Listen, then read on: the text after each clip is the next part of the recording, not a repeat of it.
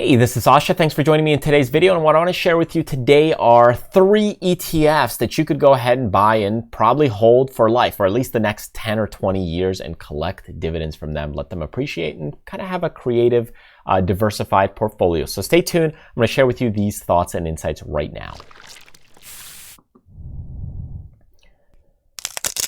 All right, so it's important to understand when we look at dividends, we're really looking to collect money from payouts. Usually they're quarterly. And we're looking to go ahead and diversify our portfolio. And if I was to go ahead and create a portfolio basket for myself, or just tell someone, hey, this is kind of a great basket that's just really diversified, and you could just put on your own trades and you don't have to pay a money manager or advisor to go ahead and take care of it for you. Now, that's all fine and dandy for the average person, but again, remember, it's going to be different if you have a different risk tolerance, if you are in a different age. It all matters. Also, depending on where you have other cash and capital set aside, your time horizon, there's many factors involved, of course.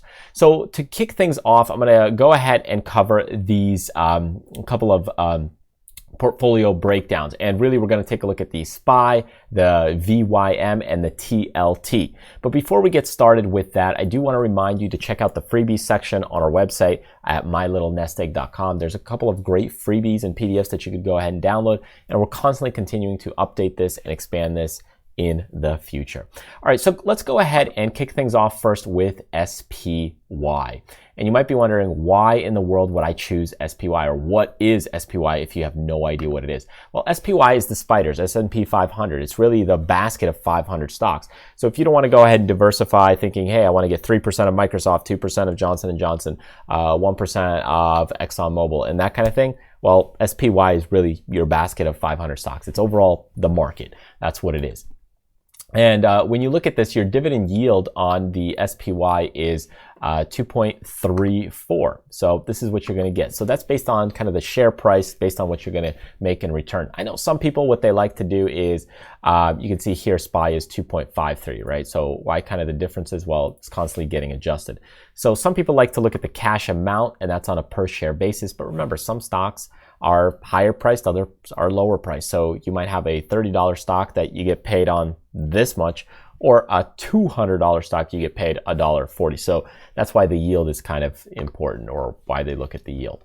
Anyways, so with the S&P 500 here, if you look at it over the last, since about the 90s, so that gives us about a 30-year time period. You can see overall it's been trending higher. And if you got it in the 90s, now, boom, this thing's been skyrocketing for quite some time. So it might be an interesting time to get into it as we continue to move lower here recently over the last quarter. So take a look at that and see if it makes sense for you. All right, so the second one that I want to check out is VYM. And when you look at VYM, this one is really a diversified basket ETF that's here, the Vanguard High Dividend Yield ETF. Now, this stock price is about $60 or so, and your dividend yield, you're going to be right around 3.32.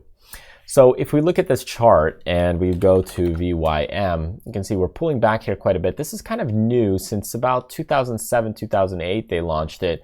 And if you look at since 2009, it's been continuing to move fairly well. So on the month-to-month basis, you've been doing pretty well, but right now you're getting a little bit of a pullback. So again, it could be an interesting one to get into because it's not one that's super high priced. It's around $60 a share right now. It was at around 90. But it allows you to get some shares, but also some dividends with it as well. And this is basically a basket of high dividend stocks. So similar to SPY, which is the overall market, you can now get kind of something a little bit more managed, but it's high dividend one. So also mostly the market. And then my third one that you may want to take a look at, something like the TLT. So the TLT is the treasury bond. So when we look at this one and we check out TLT, this is the Barclays 20-year Treasury bond fund. Now, the dividend yield on this is going to be a lot less because it's less risk. So you can see you get a 1.86 on the yield. And if you look at the chart, the performance of it hasn't been going up like some of those others, but it's very stable. And when markets pull back, this skyrockets. So this is a good one to kind of hedge or protect your investment. So something to consider and think about. So these are the three that I would look at as far as some basic starting points. Of course, there's many variations and versions of these things that you could go ahead and do something different. Would I go ahead and waste time and money trying to optimize it? No, you never really know. I think you're just going to be wasting your time. If you really want to take a look at an alternative for, let's say, SPY, you could look at something like the IWM, which is the Russell 2000 index. So that's kind of an alternative. You could also look at the QQQ, which is a little more tech heavy. So there's always alternatives, or the DIA, the Diamonds, which is the Dow Jones. So again, check your dividends, check the charts, and make your own decisions for your own money.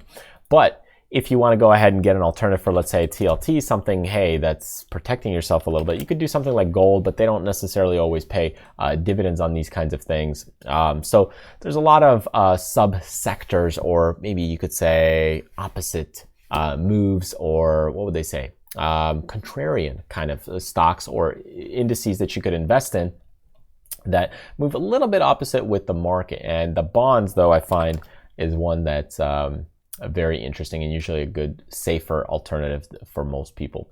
That way you're not fully invested in something like the SPY. Of course, if you're more of an active trader like we do on my Traders Fly website, that's a whole different game and different story, because those people that work with me here, we're trading options, and we're doing this in much more detail with a whole different plan in mind. But if you're looking for a long-term investment strategy, these three, SPY, you've got VYM, the TLT, check these things out. And then of course you've got the Diamonds, you've got the QQQs, EEMs even for emerging markets. So there's so many great things out there that you could check out to get yourself started. So anyways, thank you so much for joining me. Remember to hit subscribe here on the YouTube channel if you're brand new. Check out some of the other great videos I have, or join me on my newsletter list so that way you can see when I release other great videos, goodies, freebies, live trainings, and much more.